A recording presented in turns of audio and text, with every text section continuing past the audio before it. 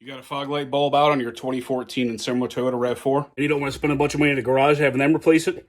Here's your video. I'm going to show you the passenger side right here.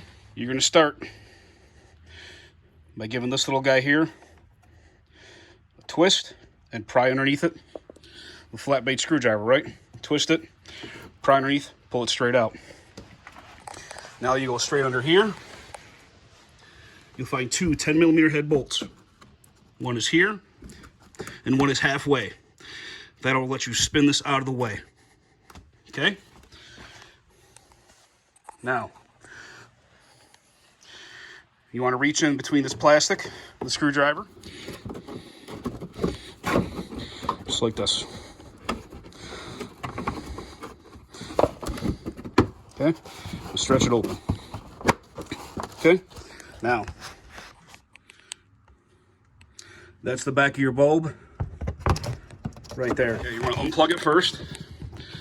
You're going to squeeze this little tab at the bottom of that plug. Squeeze it, pull the plug out.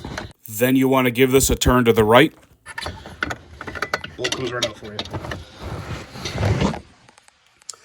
The bulb we're looking at is an H16. So now you want to put in a new bulb.